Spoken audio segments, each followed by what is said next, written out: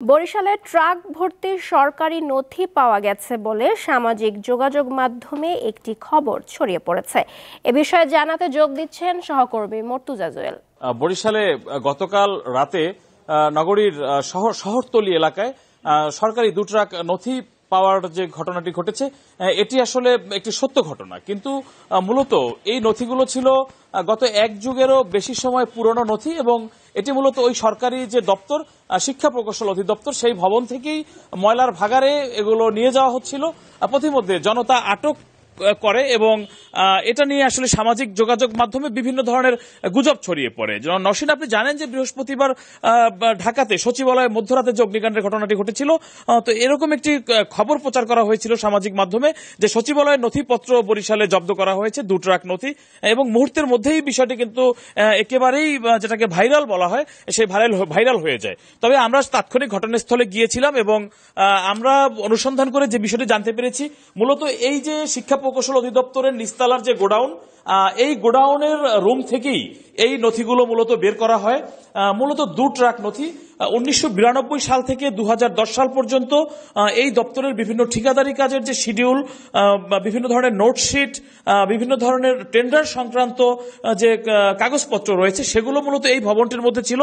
অতি সম্প্রতি এখানকার নির্বাহী প্রকৌশলী তিনি এই ভবনটি এবং এই কক্ষটি সংস্কারের উদ্যোগ নেন এবং তখন থেকে এই রুমের যে অপ্রয়োজনীয় যে নথিগুলো সেগুলো বের করা হয় এবং মূলত এই সামনেই যে গ্যারেজ রয়েছে সেই গ্যারেজে এই নথিগুলো ছিল।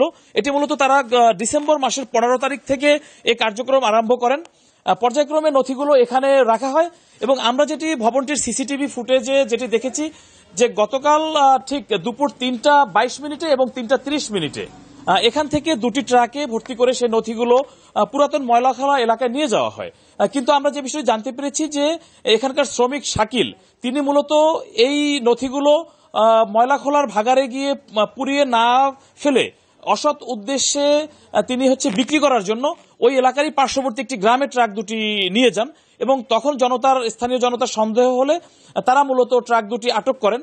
পরবর্তীতে শিক্ষা প্রকৌশল অধিদপ্তরের যারা কর্তা ব্যক্তিরা রয়েছেন তারা সেখানে যান, পুলিশের উপস্থিতিতে সেই নথিগুলো তারা ফিরিয়ে নিয়ে আসেন এবং এ বিষয়ে আমাদের সঙ্গে কথা বলার জন্য আমরা যুক্ত করতে চাই শিক্ষা প্রকৌশল অধিদপ্তরের নির্বাহী প্রকৌশলী শহীদুল ইসলাম, তিনি আমাদের সঙ্গে যুক্ত আছেন।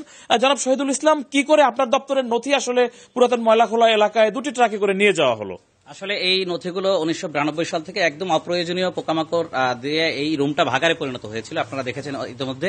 তো এগুলো আসলে আমরা যে শ্রমিক দিয়ে এটি আমার কর্মকর্তার উপস্থিতিতে পোড়ানোর জন্য ভাগাড়ে পাঠিয়েছি, তিনি অসৎ উদ্দেশ্যে নিয়ে পার্শ্ববর্তী গ্রামে গেলে আটক করার পরে আমি সেখানে উপস্থিত হয়ে এটি স্থানীয় প্রশাসনের মাধ্যমে এই কাগজপত্রগুলো পুনরায় এবার এখানে নিয়ে আসি, যাতে পরবর্তীতে আমাদের জেলা প্রশাসনের কথা বলে আসলে এটি কোনো অবৈধ কোনো কিছু কিনা।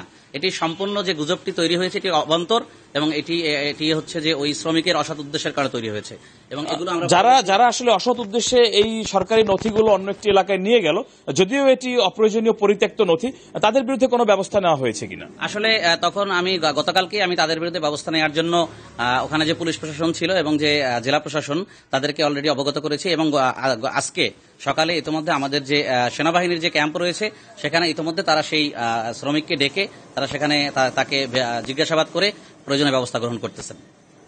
নওশীন, আমরা যেটি জানতে পেরেছি যে শ্রমিক শাকিল যিনি ট্রাকটি ময়লার ভাগাড়ে না নিয়ে বিক্রির উদ্দেশ্যে অন্যত্র নিয়ে যাচ্ছিলেন, তাকে সেনাবাহিনী হেফাজতে নিয়েছে এবং আসলে প্রকৃতপক্ষে এ ধরনের ঘুণে খাওয়া নথি, ঘুণে পোকায় কেটে ফেলা নথি, যেটি আসলেই পরিত্যক্ত নথি, এগুলো মূলত সেই ট্রাকে ছিল।